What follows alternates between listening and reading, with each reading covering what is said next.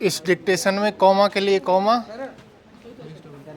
पूर्ण विराम के लिए स्टॉप और पैरा चेंज के लिए पैरा और प्रश्नवाचक चिन्ह के लिए प्रश्नवाचक बोला जाएगा। डिक्टेशन स्टार्ट होगी 5 सेकंड बाद। स्टार्ट।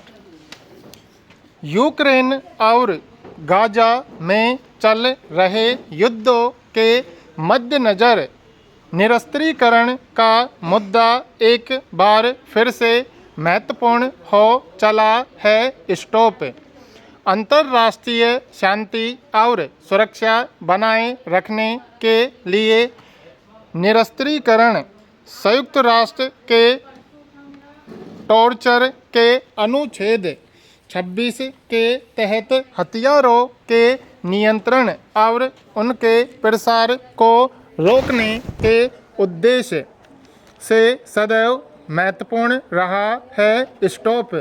1945 में अपनी स्थापना के बाद से ही संयुक्त राष्ट्र निरस्त्रीकरण के प्रयासों में सक्रिय रूप से शामिल रहा है, जिसका प्रमुख निशाना परमाणु हथियार रहे हैं। स्टॉप।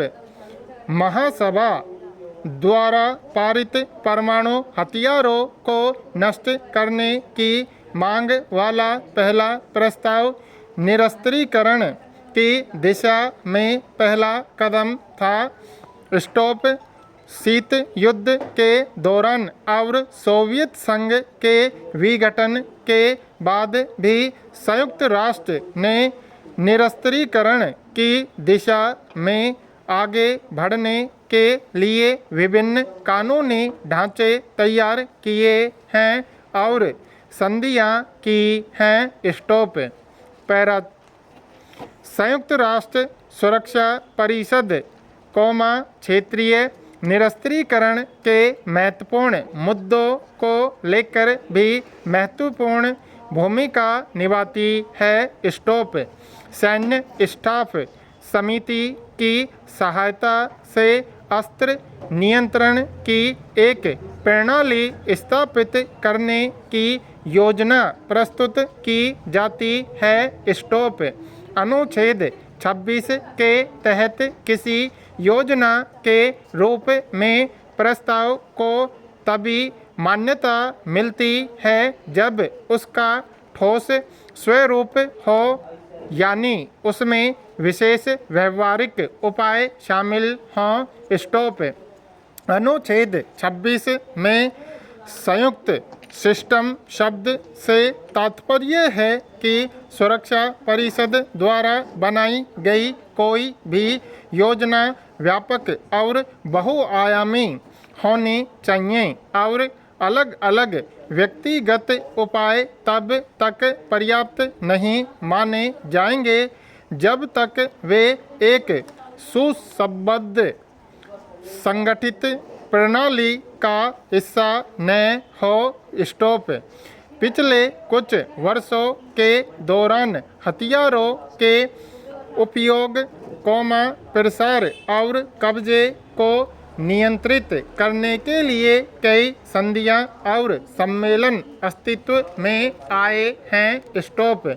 संयुक्त राष्ट्र ने निरस्त्रीकरण और अंतर्राष्ट्रीय सुरक्षा के मुद्दों को सुलझाने के लिए 2 प्रमुख संरचनाएं तैयार की हैं। महासभा की पहली समिति और संयुक्त राष्ट्र निरस्त्रीकरण आयोग। स्टॉप। महासभा की पहली समिति, जिसे औपचारिक रूप से निरस्त्रीकरण और अंतर्राष्ट्रीय सुरक्षा समिति के रूप में जाना जाता है, निरस्त्रीकरण के मुद्दों को सुलझाने वाली मुख्य इकाइयों में से एक है। स्टॉप। यह सदस्य राष्ट्रों को अंतर्राष्ट्रीय सुरक्षा चिंताओं पर संवाद करने और हथियारों के प्रसार को रोकने के लिए सिफारिशें तैयार करने का मंच प्रदान करती हैं। स्टॉप। यूएनडीसी एक विशेष निकाय है, जो निरस्त्रीकरण मामलों पर चर्चा और उभरते सुरक्षा खतरों के समाधान के लिए काम कराता है। स्टॉप। यह महासभा का एक सहायक निकाय है, जो सभी संयुक्त राष्ट्र सदस्य देशों से बना है, पर इसमें निर्णयों को लागू करने वाले बाध्यकारी तंत्र का अभाव है। स्टॉप। पैरा। हालांकि अनुच्छेद 26 की स्पष्टता के बावजूद न तो इस अनुच्छेद की भाषा और न ही संयुक्त राष्ट्र चार्टर के किसी अन्य प्रावधान में स्तरों के विनियमन वाक्यांश की कोई सटीक परिभाषा दी गई है। स्टॉप। इसके अलावा एक सांविधिक परिभाषा की अनुपस्थिति में इसकी व्याख्या बहस का विषय बनी हुई है। स्टॉप। अपने महत्व के बावजूद अनुच्छेद 26 अब तक पूरी तरह से लागू नहीं हो पाया है। स्टॉप।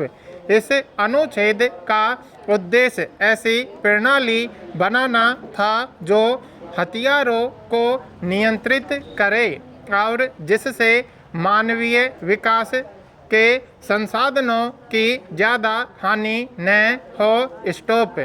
पर व्यवहार में सुरक्षा परिषद की सहायता के लिए बनाई जाने वाली सैन्य स्टाफ समिति कभी गठित नहीं हो सकी। स्टॉप। इसके अलावा शस्त्रों के विनियमन के लिए एक संपूर्ण प्रणाली भी कभी स्थापित नहीं हो सकी। स्टॉप।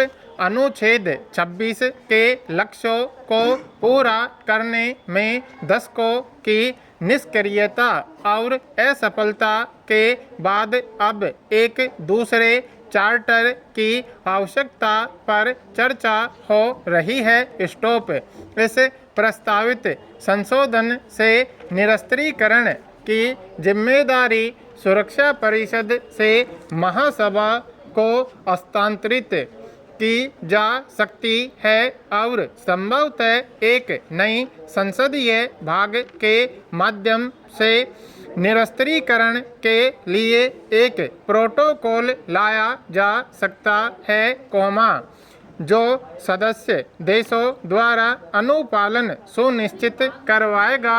स्टॉप। पैरा। हालांकि कई कानूनी प्रावधान और संस्थाएं मौजूद हैं, फिर भी निरस्त्रीकरण के एजेंडे का अधिकांश हिस्सा अभी तक पूरी तरह से साकार नहीं हो सका है। स्टॉप। अनुच्छेद 26 व अन्य प्रावधान को लागू करने की चुनौतियां दर्शाती हैं कि अंतर्राष्ट्रीय निरस्त्रीकरण के प्रयासों में कितनी जटिलता है। स्टॉप। दिसंबर 1954 में भारत से निरस्त्रीकरण के लिए एक महत्वपूर्ण प्रस्ताव आया था, जिसमें परमाणु परीक्षणों को पूरी तरह से रोकने की बात की गई थी। स्टॉप। उस समय इस प्रस्ताव पर मतदान नहीं हुआ था, पर वैश्विक परमाणु निरस्त्रीकरण की दिशा में एक महत्वपूर्ण कदम के रूप में इस पर पुनर्विचार किया जा सकता है। स्टॉप। परमाणु अप्रसार संधि के संदर्भ में निरस्त्रीकरण की धीमी प्रगति और यूक्रेन युद्ध के कारण रूस, यूरोपीय संघ और संयुक्त राज्य अमेरिका के बीच भविष्य के संबंधों को लेकर अनिश्चितता बनी हुई है, जो निरस्त्रीकरण के मार्ग में बड़ी चुनौतियां हैं। स्टॉप राजनीतिक और कूटनीतिक प्रतिक्रियाओं के साथ परिवर्तन कार्रवाई से निरस्त्रीकरण प्रयासों में सकारात्मक परिणाम मिल सकते हैं, पर इसके लिए सदस्य देशों को अपने प्रयासों को एकजुट करना होगा और सुरक्षा परिषद के ढांचे के भीतर उद्देश्यपूर्ण रूप से सहभागिता करनी होगी। स्टॉप वैश्विक अस्त्र नियंत्रण लक्ष्य को प्राप्त करने और उसे बनाए रखने के लिए निरंतर संवाद और नए सुधार भविष्य की कुंजी हो सकते हैं। पूर्ण विराम।